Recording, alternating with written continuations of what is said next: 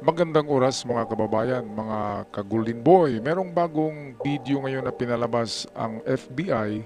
Ito ay patungkol sa assassination na hindi nagiging successful sa buhay ni Donald Trump. Noong nakaraang linggo sa dinner ng mga opisyalis ni Trump sa ballroom ng isang hotel. Kaya ito'y magandang video na ating balikan na sa pagtingin dahil sa ito'y high definition at klarong-klaro ang galaw dito ng assassin na ito na tinatawag ni Donald Trump na very sick man. Walang iba kundi si Cole Allen ang pangalan nito. So ito, dito nagumpisa ang video. Mga kababayan, mga ka-Golden Boys, so ito yung unang eksena sa footage. Ito ay nasa 4 na oras ito lahat, estimated ko lang yan na video, pero pinabilis kasi ito ng 300 times. Ang pag-roll ng video ay pinabilis para mapanood natin ng hindi aabot ng 10 minuto.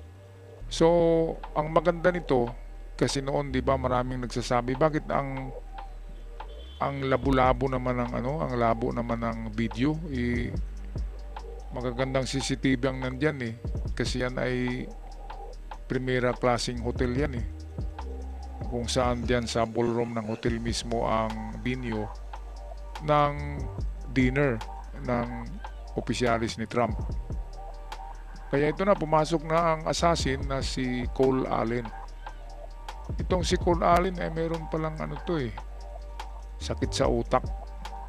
Kaya naggalit si Trump at saka yung asawa ni Trump. Kasi merong isang broadcaster sa Amerika na anti-Trump, Merkel yata ang pangalan nun. At sinabing mabiyuda na daw si Melania Trump. Mabibiyuda na daw si Melania Trump at lalong gumanda daw si Melania Trump kapag biyuda na yung asawa ni Trump. So doon sila nagtaka bakit alam ng newscaster na mabiyuda. Ibig sabihin alam niya na mayroong magaganap na assassination kay Trump at baka mapuruhan si Trump kasi sinabi niya biyuda Di ba mga kababayan? Kaya ito daw ang dahilan, yung broadcaster na yun kasi yun, anti-Trump at siguro follower ng broadcaster na ito ni Merkel itong Cole Allen na ito. Ayan payatot din pala to, idol niya yung broadcaster na yun. Kaya ginawa niya ay naisip niya siguro na tuluyan na si Trump at siya na mismo ang magbigay ng katapusan sa buhay ni Trump. Yun yung unang teorya dyan dahil doon sa broadcaster na yun. Pangalawang teorya ay talagang pinadala itong taong ito ng merong kumausap nito na taga-Iran, IRGC, Ayatollah Regime. Siguro malaki ang offer sa kanya kaya nagawa niya ito. Alam niyo naman, di ba, kahit yung piloto, di ba, stop muna natin. Kahit ngayong piloto na babae na biglang last year biglang pumunta ng Iran, dala-dala yung mga papilis at dokumento ng mga top secret sa US Air Force. Babae yun Amerikana. Biglang nag-defect, biglang lumipat sa Iran at nagiging Muslim na yung pangalan niya doon. At itinago siya ng IRGC dahil nga mahirap na kung malaman ng Amerika. Pero of course nalaman ng Amerika na naroon na nga nag-defect na sa Iran yung US citizen na babae na piloto ng US Air Force. Kaya yun lang ang pagbasihan natin. Kaya ngang bayaran ng IRGC ang isang piloto na professional na Air Force pilot ng US Air Force. Itong si Cole Allen na isang ordinaryo lang ito na Amerikano. Pero hindi talaga ito Amerikano in descent, yung kanyang pinanggalingan. Hindi ito Amerikano. Ito'y parang parang may ano siya, may Middle East pa rin na mga pinanggalingan na lahi, mga kababayan. Ibang pag-iisip nito eh. Kaya mukhang meron nga siyang connection sa IRGC. Kaya nagawa niya ito. Yan yung pangalawang teorya. Okay, so ito yung nangyari. Pasok, labas siya doon sa gym. Dito, bumalik na naman siya. Galing siya diyan kanina. Ginawa niya itong pabalik-balik sa gym para sabihin ng taga-hotel, ng mga gwardiya diyan ni Trump. Tatlo kasi ang layer ng ano diyan, security ni Trump. Isa yung malayo pa sa binyo. Pangalawa ay nasa gate na ng binyo. At pangatlo, merong sa loob ng binyo ng mga security. Kaya ito na, napansin nyo, naka-trench coat na siya, meron na siyang dalang shotgun dyan. At meron pang dalang 3 kutsilyo yan at isang pistol. Ayun o, naka-trench coat na siya. So para hindi siya mahalata sa CCTV na meron siyang gagawin, ay yun labas-pasok siya sa gym. Yung gym ay malapit lang kasi dito. Dito malapit lang. Kaya nang lumabas siya, yun o, yung sa kanan. Pumasok siya muli sa gym para sabihin na doon siya mag-gym. Ayan o. Ito yung kamera na malapit na doon sa... Ito na, tumakbo na o. Ayun o. Ang bilis tumakbo. Ulitin nga natin. So dito, tingnan yung maigi mga ka-Golden Boy. So pumasok siya muli ng gym at biglang lumabas ayun may dala ng shotgun, ayan. At pagpasok niyang yun, meron siyang pinutukan doon. Tinamaan sa dibdib. Pero dahil may bulletproof, ay hindi namatay. Ayun, so nakita niyo ba yun? Dito, ulitin natin ito kasi yung pinaka-importanting eksena. Dito, naka-trench coat na siya, yung mahaba. Para hindi malata, pumasok siya doon sa yan yata yung gym, pa ulit-ulit siyang pumasok diyan. And then biglang lumabas, kahit may nakabantay diyan ito, may nakabantay diyan na may hawak na aso. Talagang tight security. Talagang merong security. Kaya nga lang talagang ano rin to.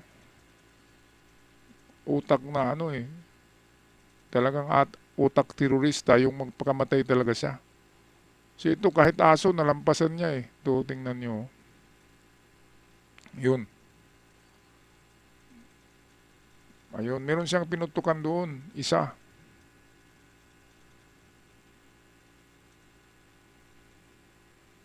Okay, so palagay ko natamaan to sa paa Kasi mayroong nagpaputok dito ng 3 beses. Tingnan nga natin. May nagpaputok sa security guard ng 3 beses. Palagay ko tinamaan sa paa o binti. Kaya natumba. Tingnan natin yung nagpaputok Mayroong nagpaputok dito. So ito pinahina na. So ito na, slow-mo na to, slow-mo. Ito hindi pa nga natapos sa paggawa ng ng parang yung metal detector na nadaanan hindi pa natapos nag-install tong mga security ni Trump. Ay nandiyan na yung killer. Grabe naman na killer yan. Ang tagal niyang pinaghandaan pala to Nagpa-member pa siya sa Nakita nyo kanina may hawak siya na card na kaya niyang buksan yung gym. Ibig sabihin, member siya ng gym. Kaya meron siyang itong card na iswipe lang at bubukas ang pintuan ng gym. Kaya akala ng taga-hotel na resident siya diyan sa hotel. Kasi meron na siyang membership card Kaya malayang makapasok labas siya doon sa gym. Kaya akala ng mga guard diyan sa labas na nag-gym nga siya. Nakakapasok siya eh. Kaya ito, tingnan natin kung sinong nagpaputok dito. Merong nagpaputok dito 3 beses sa security kaya natumba yung Cole Allen. So ito na oh, ayan, slow mo yan oh, tumakbo, grabe ang bilis ng takbo. Merong nagpaputok dito. Ayun. Itong binilugan, ito nagpaputok 3 beses. Ayun oh, ang bilis talaga oh, parang ano lang no. Parang The Flash oh. Hindi nga makikita eh. Ayan, so yan yung ending niya. Cole Allen. Ano na to eh, college graduate, merong degree to eh. Pero hindi siya pure American in descent. Parang pinanggalingan ng kanyang lahi ay Middle East pa rin, sa Middle East. Mga ka-Golden Boy. Alright, so yan lang ang ating, meron pa pala dito. Papakita ko sa inyo ang kanyang hawak na kutsilyo ito. Ito yung kanyang selfie bago siya umatake. So meron siyang isang hunting knife, ayan o, sa biwang niya. Merong pistol dito sa kanya ito. Merong pistola sa kanyang side, sa may kilikili, ayan o. At yung shotgun, hindi niya hinawakan pa din ang shotgun dahil nasa loob pa siya ng hotel niya, ng room niya. At ready to go na siya. Ayan, nakaselfie pa siya. Oh. Grabe mga kababayan. Oh. Assassin talaga eh. So ito, close up oh. Dagger, pistol, number 2. Number 1, merong ang shotgun dito lang nakaano eh. Sa number 1 eh. And then meron pa siyang backup na dalawang kutsilyo na maliit. Marami pala maliliit na kutsilyo. 4 na maliliit na kutsilyo, isang hunting knife, isang pistol, and of course nakita natin kanina isang shotgun. Grabe. Parang movie no. Galing din ng na to ah. Galing din ng assassin na to, ayan no. Dito, grabe. Tingnan nga natin to. Parang The Flash oh, ang bilis-bilis niya. Blurred na yung niya sa bilis sa takbo eh. Oh. Nagba-blurred yung niya eh. Ayan oh. Ayun, so pinutukan niya itong kaharap niya. Shotgun yung ginamit niya. Ayan. Pinutukan din siya oh. Ayan, 3 beses pinutukan. Ayun. Buti hindi namatay, no? Mga Golden Boy, talagang gago. Sino ba namang hindi magago diyan kapag mahina ang pag-iisip mo, ay maano ka talaga sa pera, ma-attract ka sa pera ng Iran, ay gagawin mo yung gusto ng IRGC, ng Iranian regime. Kasi nga, kahit yung professional na lady pilot, yung babaeng piloto ng US Air Force ay nakuhang mag-defect eh. Nakuhang pumunta ng Iran at hindi na bumalik ng Amerika. Dahil napakalaki ng offer ng Iran sa piloto na babae na yun. Na Amerikana din pero hindi rin siya pure na American sa kanyang lahi. Parang nagiging rationalize lang na American citizen. Siguro talagang yun. Baka lahing Middle East talaga yun. Kaya yung puso niya ay nandun sa mga terorista. Alright, so ito lang yung ating bibigyan ng reaksyon ngayon mga kababayan. Ang tungkol sa recap natin, review. Ngunit ngayon ay napakalinaw na CCTV footage hatid sa atin ng FBI. Maraming salamat sa FBI. At ako'y magpapaalam na sa ating mga subscribers. Maraming salamat at sa mga bago pa lamang nakabisita ay malaking tulong ang inyong pag-subscribe sa ating channel. Hanggang sa muli, paalam at ingat ang lahat.